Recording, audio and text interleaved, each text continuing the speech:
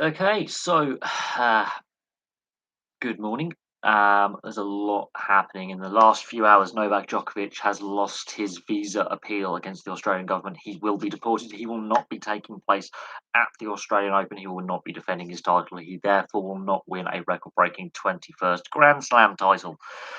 Um, Really bad situation for both tennis, the Australian government, and Novak Djokovic. No one comes out a winner in that situation.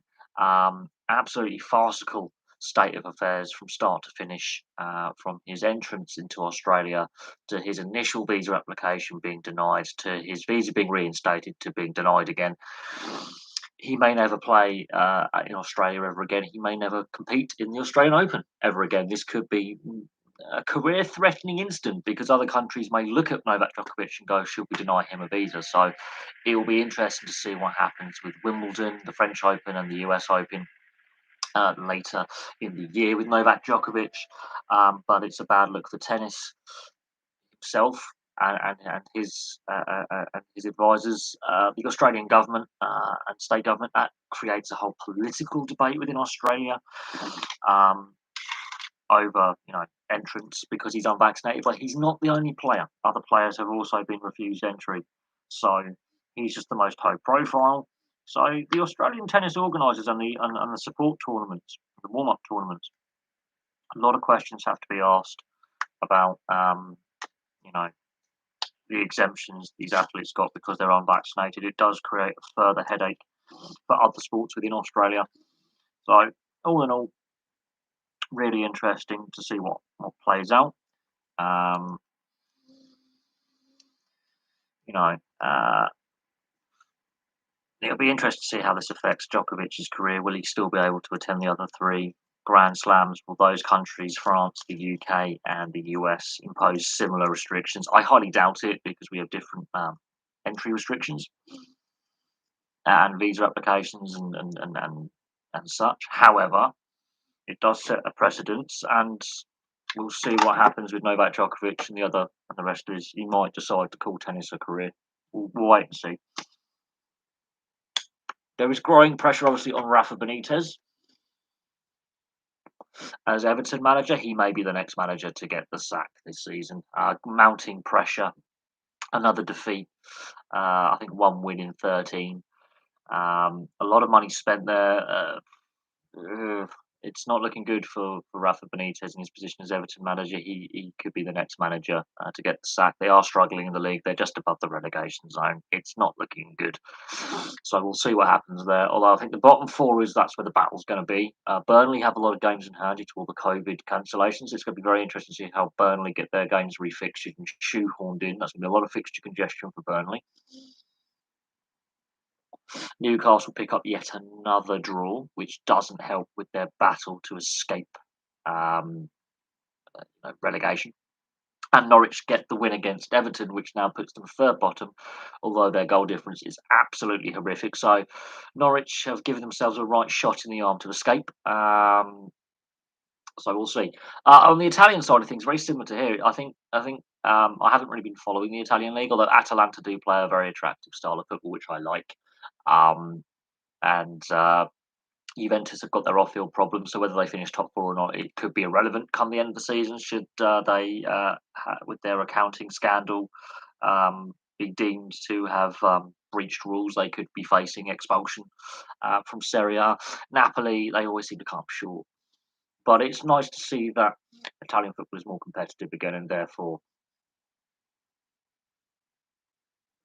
it's a good sign for European football that the Italian league is more competitive. There's more teams battling for the European places. I mean, Atalanta have got to a Champions League semi-final not that long ago, so it's good to see for Italian football that this competitiveness has returned, and so uh, I think that could go down to the final few weeks of the season in with those three clubs, but anything can happen. And as we're seeing with COVID pandemic cancelling games and fixture congestion, as I say, anything can happen from now until the end of the season. I don't really like doing predictions, personally on this channel. Although the Premier League's getting into, I think the bottom four will be where the relegation battle is fought. Do I see Liverpool? I don't think this season. I can't see it this season somehow, unless something significant really happens. I can't see it. I think much like last season, Man City have got through a very difficult period in the festive period, and the COVID pandemic is still having the same impact it did last year, with matches getting cancelled. You know, fixture congestion. Um, I can see Liverpool winning trophies this season. I can see Liverpool winning trophies this season. I can't see them catching Man City in the league. But at the same time, I can't see Man City win the Champions League for some reason because they're cursed in that competition. But again, in regards to the pandemic and how it's affecting, and also the World Cup at the end of the year and how that's affecting European leagues having to reschedule games, change formats, such as the FA Cup getting replays now from the third round onwards, and with the fixture congestion we had at the start of the season with the international breaks, it's going to be a hectic end to the season. So with Burnley, for example, they're bottom of the Premier League. They have games in hand, so this fixture congestion is going to be ridiculous. I can see Burnley getting relegated. I can see that fixture congestion for Burnley becoming really difficult to overcome. And the lack of games they played recently, that lack of continuity and game time, I think, is going to prove absolutely crucial. I think going forward, I think it's going to be very, very chaotic to shoehorn all those games in. We're going to see how the fixturing department of the Premier League and the FA and the Football League sort these issues out. Um, it's going to be a headache, I think, for the rest of the season with the fixture congestion. We'll see what happens. It's all up in the air, quite honestly, with the fixture congestion and what's occurring. I mean, there's an outside chance Liverpool could catch Man City, but Man City would have to have a severe loss of form or something like that. Who's got the squad in? Who's got the best? I'm assuming that's the best squad in the league. I think Man City have got a little bit more squad depth than Liverpool. Spurs are just not good enough. Man United aren't good enough. Arsenal, that FA Cup performance against Nottingham Forest wasn't good enough. So I think squad depths are being tested. Um, I think the FA, the Premier League, and the EFL need to look at squad rules and squad size rules because we're having so many games cancelled at the moment in the Football League and the Premier League, and it's going to become chaotic to schedule these games in. Um, the FA was very, very clear they wanted all third round ties played, and they did. They got every single third round, tie played. But some teams were forced, I think, to name very changed squads. I think on looking at it, I can see down the line more emphasis put on youth systems. We're seeing a very, very quiet transfer market, in my opinion, which is interesting. Normally, there's a fair bit of spend, but with news that Bayern Munich were the only team to be in the Champions League, last season to make a profit, it tells you that that there are money issues in European football as a whole, and that is definitely suppressing the transfer market this January. I was expecting a few more deals by this point and a bit more motion in the transfer market. It's been surprisingly quiet.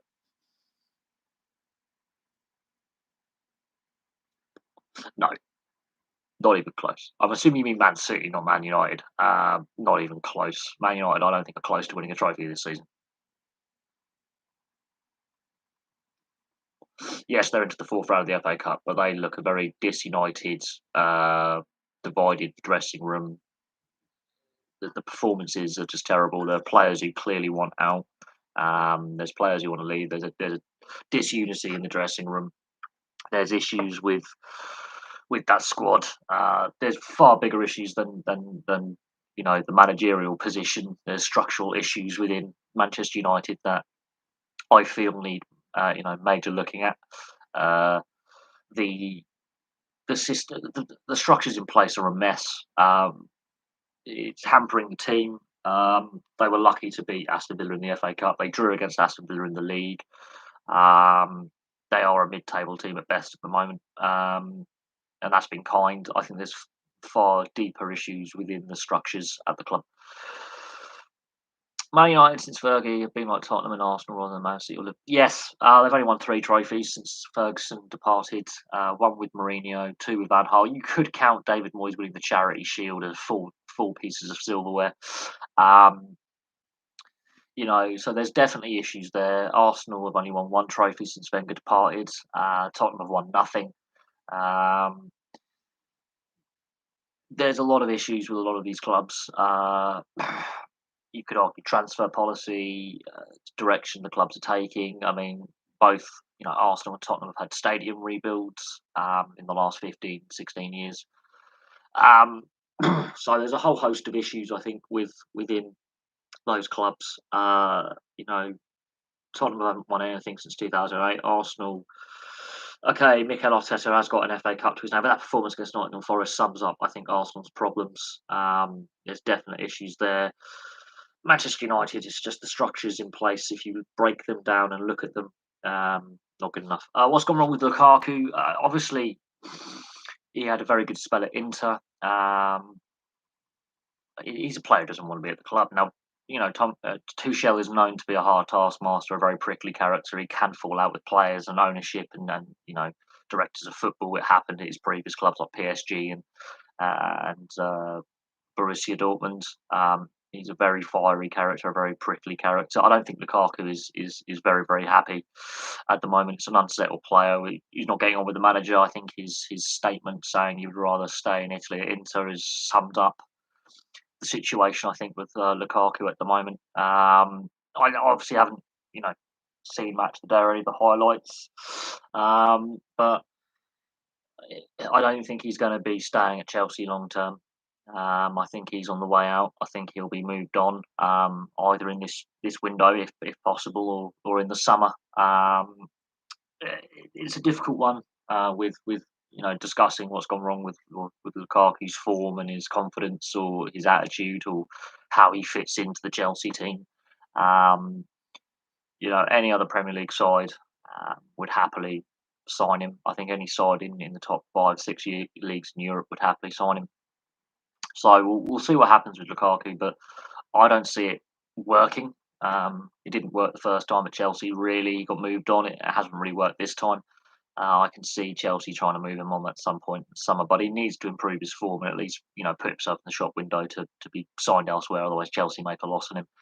Are Chelsea underachieving this season? It's a difficult one. I think a little bit, yes. I think they are a little bit, but they can still win silverware this season, so it's not a write-off. They're just not going to win the league. I think it's Man City's league to lose like last season.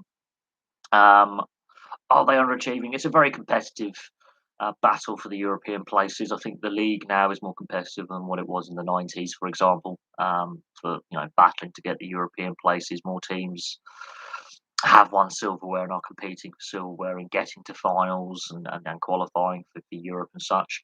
Are they underachieving? I think they're still feeling the effects of that transfer embargo. I still think they're feeling the effects of not taking that step with Lampard. Tuchel basically inherited Lampard's team and made some tactical adjustments. I do think that constant chopping and changing of manager is finally having an effect with Chelsea. I think they've gone through so many managers under the Abramovich era that it's very difficult to get a philosophy with Chelsea or a style of football with Chelsea because each manager they put in is different.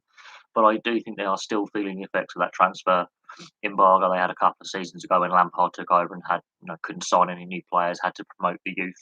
I think they are still feeling that effect. And again, the amount of managers they've gone through since Abramovich took over, that it's a regular chop and change. I think that does affect player development. It does affect, the style of play that players, play. Certain players are struggling to fit into that lineup. So we'll see. I don't think this is a one. I don't think this is a one-off season for West Ham. They were pretty good last season as well. and they've kicked on. They've taken that next step. So I don't think that's a one-off season. I think they're here to compete the long term. I think they've got some good young players coming through. They've got a very, very good system in place, and I can see them taking that next step. And I think David Moyes is finally, you know, happy again in management. I think he's found a very good fit, and I think the players are responding to the positivity that is there. And I think they can take that next step. Chelsea will not win the league with Lukaku. He's a good player, but he didn't have the same big game mentality as Drogba. I think Lukaku's he doesn't want to be there. You can see the difference between Drogba and Lukaku. Drogba wanted to be in the squad, in the team, wanted to work with any new manager that came in, any new teammate that came in. Lukaku, I don't think really wanted to leave Inter. Inter obviously have their money issues off the field and were forced to sell a lot of players. You can tell he wanted to stay. Um, it didn't work the first time at Chelsea. He's bounced around the leagues a little bit. We'll see what happens. I wouldn't say West Ham are the new Leicester either. I would just say that they've got the right manager, squad fit. I think it's a good fit. They're taking that next step. Um, they are doing well in the cup, so they are progressing under David Moyes. I wouldn't call them the new Leicester though. They've just recently had this takeover. So Sullivan Gold have sold their majority stake. They're now minority stakeholders. So there's new money coming into the club. Obviously, I don't think fans are fully happy with the move to the London City Stadium. They would like to have stayed at Upton Park at the Berlin Ground, but you know that was the direction that they were taking. They've got a very good lease agreement with that stadium, so we'll see what happens with West Ham long term. I wouldn't call them the new Leicester because Leicester have actually won the silverware. West Ham haven't. So there's the difference there. And Leicester have been hamstrung this season with games getting postponed because of the pandemic. So I think if Leicester can and Leicester are in form themselves, so it's getting very very congested at the top end of the table. There's a lot of teams competing for the European places, much like last season. This time last season, we had seen 8 different Premier League leaders at this point. It's a little bit less chaotic than last season. I think it's sort of stabilised a little bit, but I wouldn't call West Ham the new Leicester because Leicester have won silverware, whereas West Ham haven't. Until they win that silverware and take that next step and add silverware to their trophy cabinet, which they haven't done for a very, very long time since the 80s, I wouldn't call them the new Leicester. Leicester have won a fair few trophies in their history. They've won the league now. They've won the FA Cup now. They've got several league cups in their trophy cabinet. West Ham have to take that next step in the to push on. Let's hope they don't do a Tottenham and get close and fall away like Tottenham have done. And Tottenham have made a lot of mistakes. Again, transfer market, managerial appointments, player recruitment, player development. A lot of issues there. If Man City win the league, Champions League, and FA Cup, it is a loss for football. I'm not sold on Man City winning a treble. I don't think they do that. The league, yeah, I can see them doing that. But the FA Cup, they haven't been great in the FA Cup under the current ownership. They've only won it twice. Um, so they don't dominate the FA Cup. They do fall short in the FA Cup. They're not winning the League Cup this year. So that's a trophy they dominated in the last decade. They're not going to win. So there are weaknesses within that Man City side and how they play. They have been exposed by a couple of teams, Chelsea and Liverpool, in recent seasons in key games, have exposed Man City and how to beat them in one-off games. There is a blueprint to beating Man City. I'm not sold on their defensive side of the game. I'm not sold on the fact they don't play without a striker or a centre forward or an out-and-out target man up front. So if you get your defence right and you get your defensive systems in place, you can nullify that. And there have been games where Man City have been made to look very, very, very poor. It's just that they're more consistent in grinding out wins and playing ugly and getting over the line.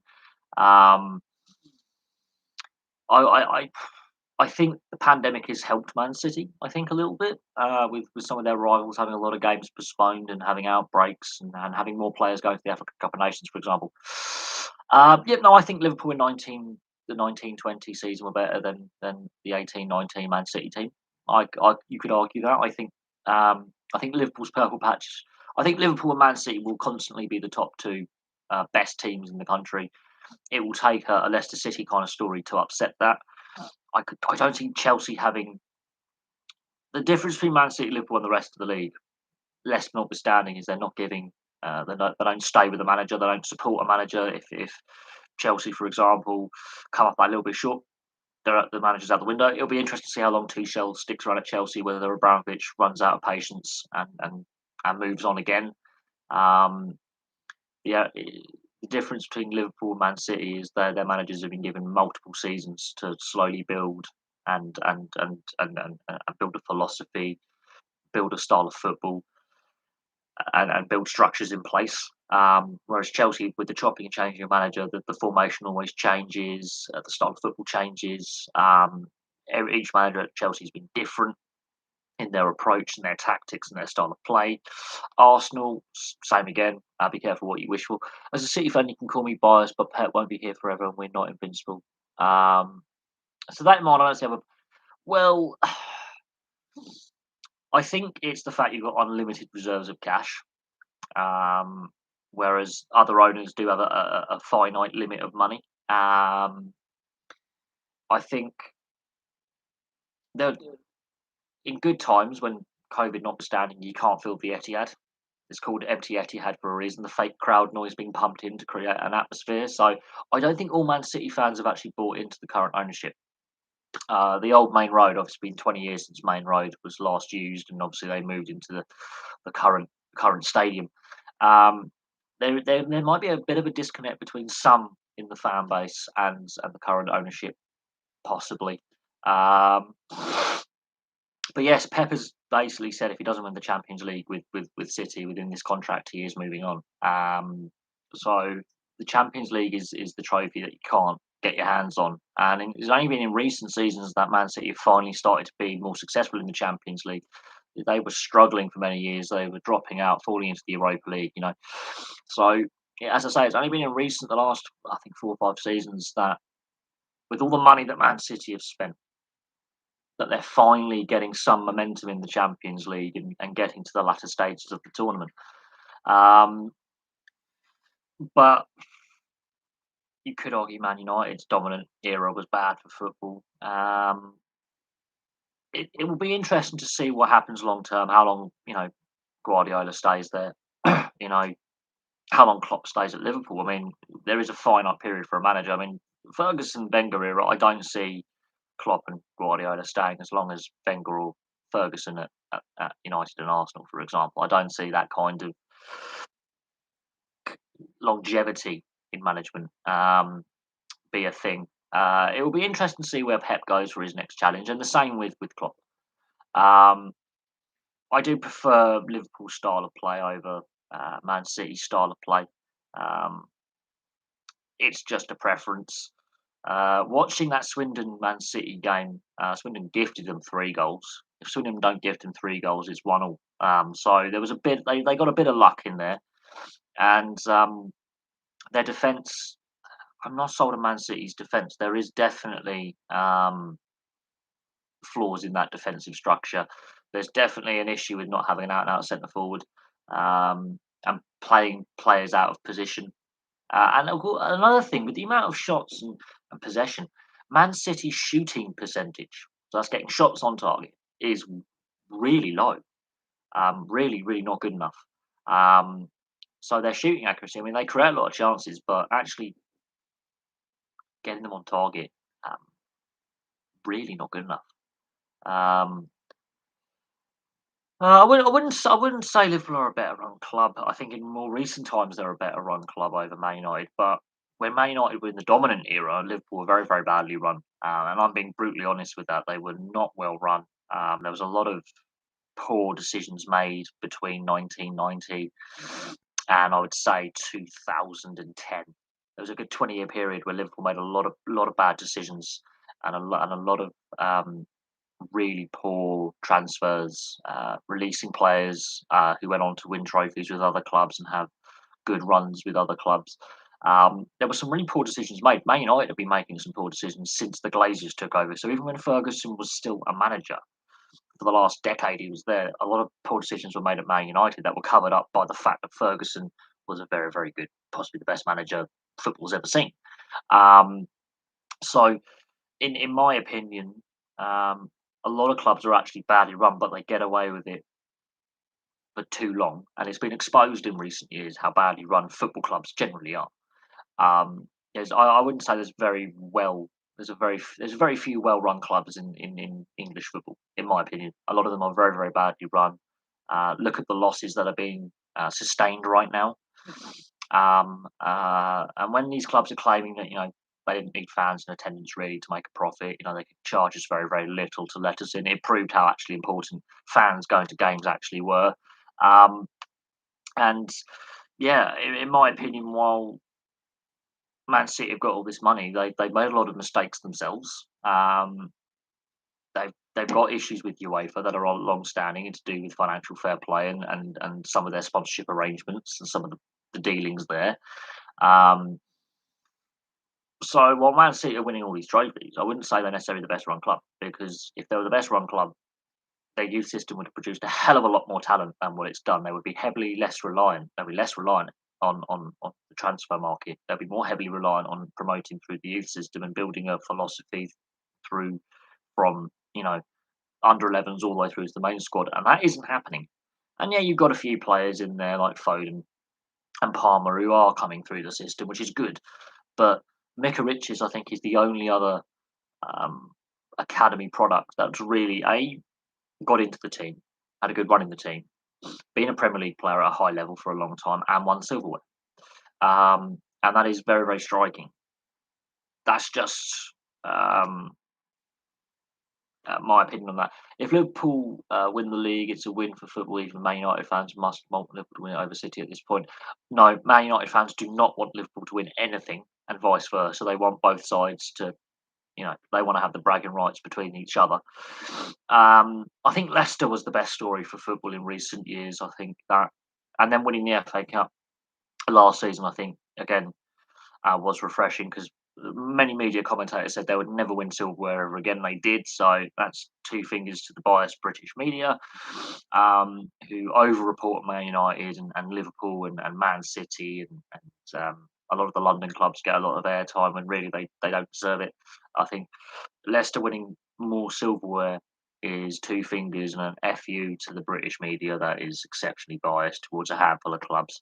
That was more refreshing. I'd rather see a West Ham or a Leicester or a Southampton, um, you know, a more regional club win some silverware and get to finals and be successful than the so-called Big Six. I don't want the Big Six to win, because the Big Six, in my opinion, is bad for football, because they declare themselves this Big Six, but um, they wanted to form their breakaway Super League. But if you look at some of the history of this so-called Big Six, some of them haven't got a great history prior to the Premier League era. In winning trophies, for example, some of them have not been very, very successful. Um, and while the Big Six, Man City haven't spent every season in the Premier League. Tottenham haven't won a trophy since 2008. So um, Man United fans hate Man City as well. So, yeah, of course, there's rivalry. It's the rivalry between the two clubs. It is a historical rivalry. But I look at the Premier League era. It's distorted. The Premier League era, or the post 1992 era of football, has distorted people's view on the history and the clubs that went before, the history that went before. A lot of fans don't care about the history of clubs before 1992. There is a lack of remembering the past and understanding the structures in place, and some of these clubs didn't have great histories before 92, um, or a lack of success. Um, yeah, Chelsea only won the league once prior to the Premier League era, so there is a lot of these so-called Big Six that owe their Big Six status to the fact they've got some rather wealthy owners, which I think a lot of clubs now are going in this direction of you know overseas or wealthy ownership. Um, but I do think there is too much money in the game. I think it's not benefiting the sport. as well as it should. I think there is a lot of issues. There's too much money floating around in the game, and I think it is damaging the image of the game further afield. There's definitely been a lot of fan pushback, and I think um, the owners realise they can't get away with as much as they used to. Do you think Liverpool would thrash Man United at Anfield, same with Man City at home against? Uh, do I think of as things currently stand, if you were if you were to put full strength sides out, Liverpool beat Man United. If you were to put full strength sides out, Man City, Liverpool could be a draw. That's a harder one um, to put out. Although I do prefer the way Liverpool play with their style and their formations and their tactical nous, and it has proven to beat Man City. Um, they're about even. If you put full strength sides out and have a non-disrupted start to the season and no COVID, it's pretty even. In regards to Man United right now, the structures in place at the club are a mess. Um, there's a lot of poor decision making within the structures of that club as well. There's no permanent manager at the moment. There's clearly um, issues within the dressing room, and there's players that clearly want to leave. They've got no transfer targets. They've lined up. They're on their third manager now. They'll be on their third manager in a calendar year. When Ranić steps down as interim at the end of the season, they have to get another manager in. That's going to be 3 managers in a year. Um, the players responded to Solskjaer being interim, then he gets made permanent manager, then there's a dip in form, then they respond to him last season, and then there was a massive dip in form this season. And of course, you know, Ranić, the form hasn't really improved. If I'm being brutally honest, I don't see this Man United side winning the FA Cup. I don't see this Man United side staying in the European places with how things are going. They could miss out on Europe and have a really poor season, and then getting a replacement in, whoever that may be. Um, they need to find a manager now and get him ready for the transfer market. They need to get that new manager in before the transfer market really gets heated up in the summer. They need to get that new manager in, get him already signed and announced. Ranić's going to be the interim. Get that manager in for the start of the transfer market so he can assess the squad, who he wants to get rid of, who he wants to sign, and have a solid pre-season with this new manager. Because the longer they leave a managerial appointment, bear in mind, Ranić's going to stay as an advisor. That's another voice in the backroom department that I think Man United don't need. It's a club which has got really poor management structures, and I compare this to other sports. There's too many voices in the background and not enough people. There's too many people with conflicting opinions about how to run the structures of the club on and off the field. And I think the ownership is part of the problem. And fans are quite rightly quite angry with how things are going, and where the money's going, and decisions being made. They're quite rightly unhappy with how the club is being run right now. In regards to Man City and Liverpool, I think they're very, very even. I think Man City have got possibly a little bit more squad depth. Um, However, Liverpool, I think, have a better youth system long term, a more successful youth system. Um, so that one in itself is a very, very tight argument to say, oh, Liverpool are going to beat Man City every time at home. Da, da, da, da, da. I think Klopp is the right manager to beat Guardiola in the league. But I think Man City, it'll be interesting to see, how how can Man City maintain this gap at the top of the table. I don't think they're as good as the side that was the record-breaking, side of a couple of years ago. I think they definitely peaked. I think Liverpool have probably peaked as well, but there's still a gap, I think, between them and the rest of the league. On a long-term basis, on a short-term basis, any team can win the league at the start of the season, hypothetically. But in the long term, I think they have both peaked. I think they need to refresh their squads, and I think Man City are missing a defensive midfielder and a striker, and possibly a centre back. I do think Man City's style of play is flawed, um, and I'm surprised more teams don't take advantage of it with the right setup. Um, if you surrender the midfield, you lose the battle. You have to rough them up in midfield. You have to get in amongst them and make them uncomfortable because I don't think De Bruyne is fully fit. I think he's carrying these injuries. I think he's not the player he could be. Um, David Silva, they're definitely missing him. And selling Ferran Torres to Barcelona, I think, was a mistake. But there you go.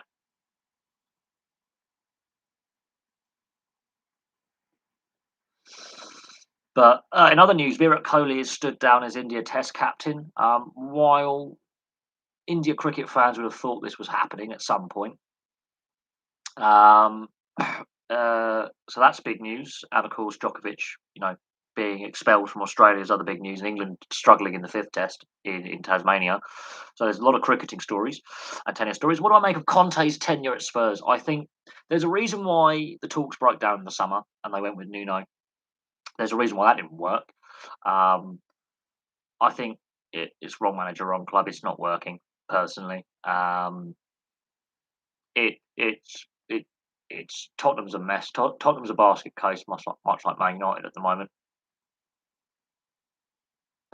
Some of their decisions really baffle me, like the sacking of Mourinho days before a cup final. Made no sense. They have never fully recovered. Then their search for a manager became chaotic at best. There's clearly disharmony in that dressing room, and they are clearly second best to a lot of teams in the Premier League, in my opinion.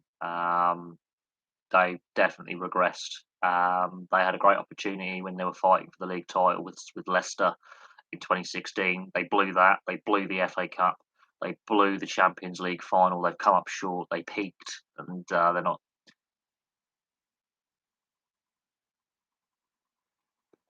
I do think there's a lot of players who aren't fully happy at City. I don't think necessarily Guardiola doesn't have a plan B in his tactics. He gets tactically outthought in games. City's objective is to try and win the game within 20 minutes, win that midfield battle, get a couple of goals up, and then the opposition just lose heart. They rely on the opposition losing heart a lot of the time. And in the cup game against Swindon, for example, they got three lucky goals. Swindon gave them the first two goals, then the free kick was a sloppy free kick to give away and a bad positioning of the wall. If that wall was a yard or two to the left, that it's still 0-0. So if they don't be naive in their playing from the back, and it would have been 1-1 if you look at it. And defensively they were exposed by Swindon. So I think with Ferran Torres, I think that's a mistake letting him go. Whether his will was there or not, I don't know. But defensively, and I will say this, I'm not sold on City's back four. I've never been sold on City's back four. They've been caught out so many times. And while they may have won the game, let's say 4-5-1 or 3-3-1 or something, the goals they do give away are generally very, very sloppy. And for a team that has such a good defensive record, when they do concede goals, it is really poor goals they concede. Um, and for their possession style game, sometimes it's very slow paced. It's not very entertaining. And without that out and out centre forward, they are playing players out of position up front, which I think again affects the shooting percentage. So there are weaknesses there. They need a more solid defensive minded box to box midfielder whose role is like a Claude Makalele or a I'm trying to think or a Kante kind of player whose role is to literally just break up the play of the opposition. and take some pressure off the more skilled midfield players, so they have that bit more space. Which is why I think De Bruyne has got a lot of injuries. Um, yes, De Bruyne can tackle, but it's not really his role. His role is more creative and create, and he needs more space. And so you're putting a lot of pressure on players like De Bruyne um, to do more than they should, and therefore, yeah, De Bruyne. I don't think De Bruyne is ever going to be fully fit. I think he's going to constantly have these niggles. He's had injury problems with his ankles and his knees constantly. You can't play a full season. And when he's your best player, that is a massive, massive problem. When he's your creative outlet or one of your creative outlets, that is a massive issue that Man City have. Defensively, I am not sold on the current starting back four. Um, I think you've never adequately replaced Di Michaelis and Vincent Company as a very dominant centre back pairing. And while Di Michaelis had mistakes in him, he had very good spatial awareness to make up for those mistakes. And he had a very good centre back partner in Vincent Company, two very good leaders in the side, who weren't necessarily the quickest, but they're very, very good, positionally. Again, Rodri, again, he's not quite a Kante or a Makalele or a Vieira kind of style player who can play that little bit deeper and be a bit more destructive when with opposition play. And you put a lot, and he's a very young player as well. And I think other sides just have better box to box midfielders who are very unsung heroes, who aren't the most skillful, but do break up the play and therefore take a lot of the pressure off more creative players in the midfield. And that's where the pressure on your more creative midfielders like De Bruyne is added, and because they have that less space, they are getting targeted more and they have less time on the ball, and therefore they're under more pressure. And with a player like De Bruyne who's having all these injuries and not being able to play a full 90 minutes regularly, which is what I've seen. I mean, I don't watch enough Man City games or watch enough highlights, but I know De Bruyne has not been able to play a full season for several seasons. That's a problem. De Bruyne is not able to complete a full season. Just a league campaign. He misses so many games, and long term, could his career end early because of injury? It's a possibility. And with this congested season, plus a shortened summer break, plus the Nations League coming up, where he's going to be playing for Belgium, plus this World Cup in at a weird time of the year, that's a lot of football to play. So I can see injuries starting to stack up. Now City have, I think, that bench against Swindon, they had to make 6 starting lineup changes. That's fine. A lot of it was through injury and suspension and cup ties or whatever. So 6 players, rotate. It's not the biggest squad rotation for the FA Cup third round, but that bench was very, very inexperienced, which is a good thing because you've got all these young players coming through now. But at the same time, quite worrying long term if your bench's average age is, I think, 21 or 20, and their average appearances is less than double figures. That for me is a bit of a concern going forward. And De Bruyne in the Euros, he had some injuries as well. He had that facial injury. In the World Cup, he had a few niggles a couple of years ago. He's had issues with his ankles, his knees. He's had some muscular problems, but mostly it's his joints, his ankles, and his knees. He's had constant recurring flare-ups, and ankle and knee injuries can be debilitating for any sport.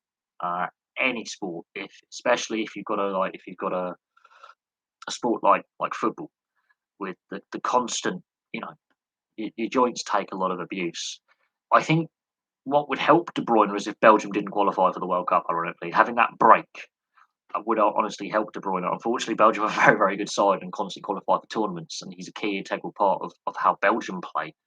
Um, but no, on De Bruyne, as a player at Chelsea, I think when he came through, he was a bright spark, and obviously he ended up going around the leagues, and then ended up obviously at Man City.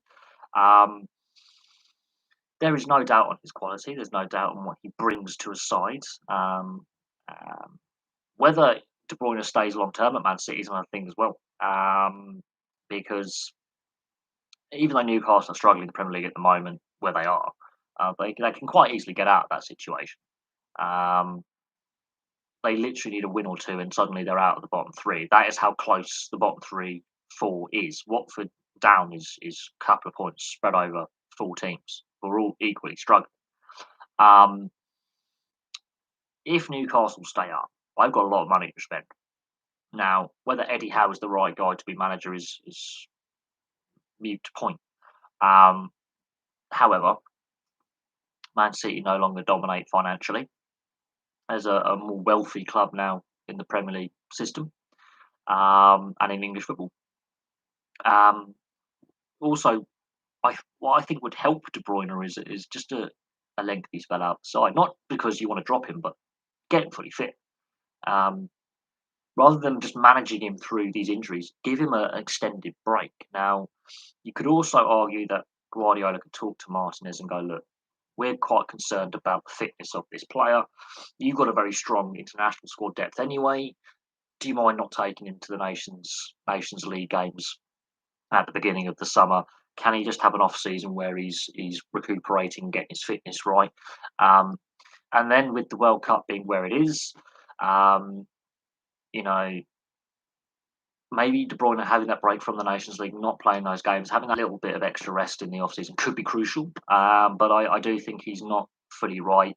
Whether that's to do with the Man City medical setup as well, because certain clubs seem to have the same injuries recurring for players.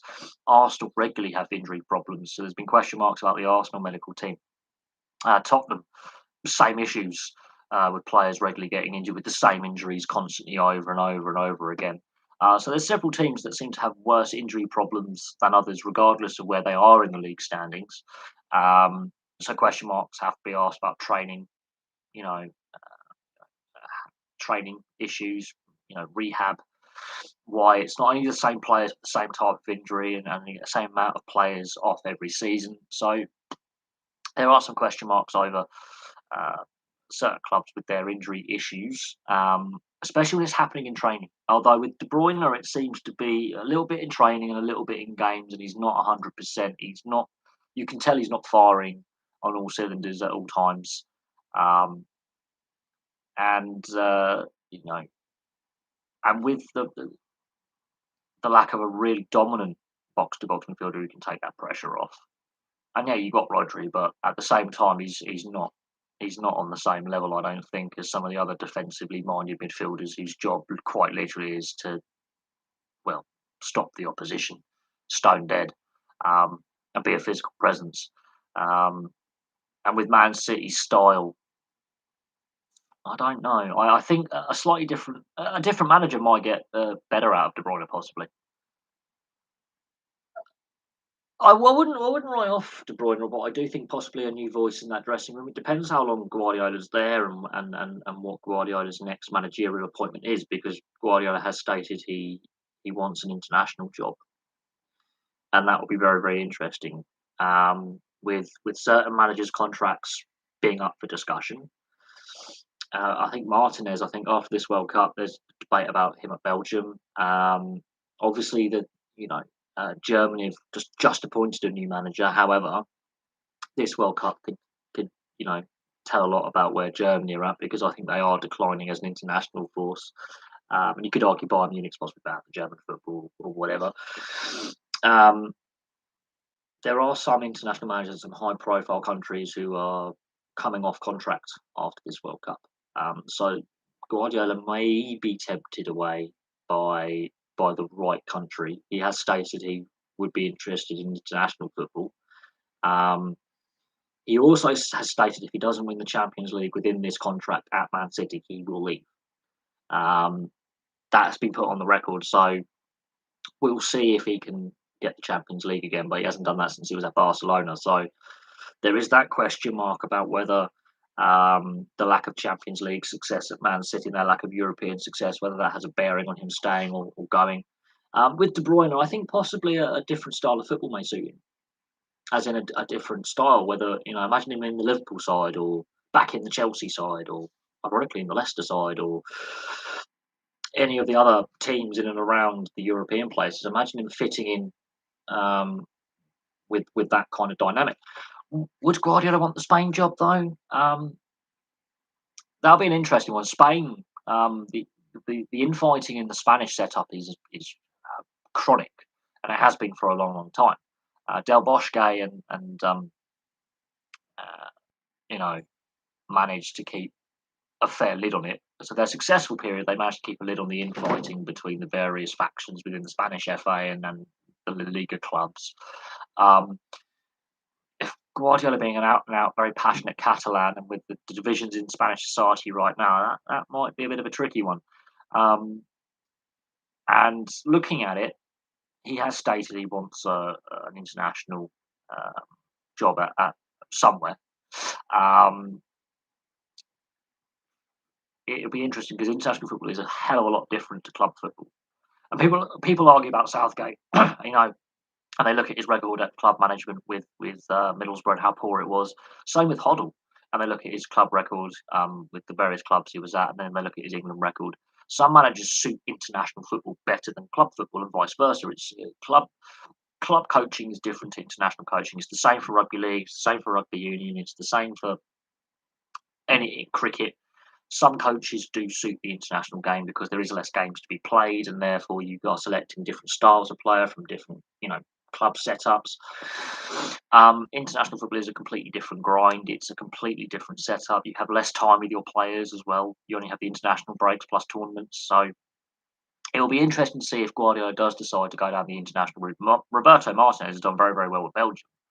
And his club record as a manager isn't great, but it isn't bad. And he has won silverware with Wigan.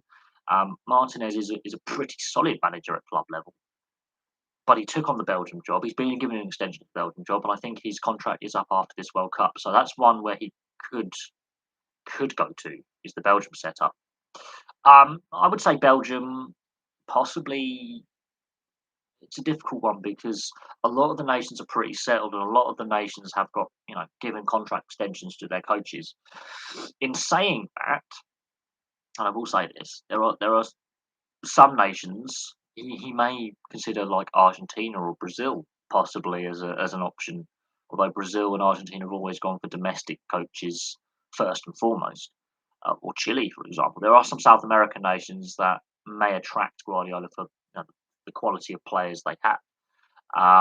The US, for example, could go. Look, we've had Jurgen Klinsmann. We've had this overseas kind of managerial dynamic in the past that has grown the game. And I wouldn't be surprised if Klinsmann is who's still involved with the US setup, um, you know, and has been also involved in the German setup as well. Just gives that phone call and says, "Do you mind coming over?" Because the US has money to spend on facilities, training. They've got a World Cup coming up in 4 years' time. Guardiola might end up in the US, and there is a Man City link with the US uh, I think one of the New York FC. There's a Man City link over there as well. So there is a possibility he might end up in the US coaching gig, um, which would be really interesting because the US soccer. There's a lot of money behind it now. The MLS is growing rapidly, so there's a lot of money in the game in the US now. There's a lot of interest in the game now, and getting Guardiola would definitely be a massive shot in the arm for the game over there. Um, so that's a possibility, and there are some good young, talented young American players coming through right now. Um, so he could end up somewhere like that. It'd be interesting to see where he goes in club football. If he decides after Man City, where does he go? PSG. Um, does he go into the German system? Over in Germany again? There are some opportunities out there, but it'd be very, very interesting where he goes as a club manager. I mean, with the constraints on the financial side of things, um, he will have to go. Well, the US has got some good structures and a growing league, obviously with the MLS, and a lot of money behind it, and I think that's important. And with a successful World Cup bid, and they've got a World Cup coming up in 4 years' time, co-hosting with the Canadians and the Mexicans, he could be enticed to go there. Um, because that'd be a massive shot in the arm. And Jurgen Klinsmann has done, laid great foundations uh, for future managers. I mean, Klinsmann led the foundations, obviously, for what became a very, very dominant German side over the last, 15 years. So internationally, I don't know. We as a nation have tried the overseas experiment with Sven, who's a reasonably successful manager in his own right. Fabio Capello, very successful manager in his own right, at the club and international level, and it didn't work. It didn't work, and I think there's a resistance to do that again. I think there are some very good young English managers coming through right now, like Graham Potter, Eddie Howe, although he's at Newcastle, he did very, very at Bournemouth for a long period of time. There's some very, very good young English managers right now. I think could be the next step after Gareth Southgate, because in my opinion, Gareth Southgate, while he's winning games and it's results business, he's not winning well. Let's be honest. There was a marked improvement at the Euros over the World Cup. They have taken that next step, but I'm not sold on Southgate long term. I don't think we're going to get that World Cup success or Euro success with Southgate as manager. We've come close, but not good enough. In regards to where he'll go, um, internationally, I think Belgium in Europe, for example, I think looks a very, very good fit. Belgium aren't scared of that overseas manager dynamic, and they've gone with Martinez. And another Spaniard going in wouldn't necessarily be without the realms of possibility. Of course, working with De Bruyne and some other Belgian players in the past um, is not necessarily a bad fit. Club football, with the constraints on spending right now and what we've seen with the financial returns of clubs, could they afford his contract? That's the thing. Steve McLaren was once upon a time a good, promising manager with Borough and Twente. Look how that turned out. Yeah, Steve McLaren. Hang on a sec. Who's that? Oh, it's my neighbour upstairs. Hang on a second.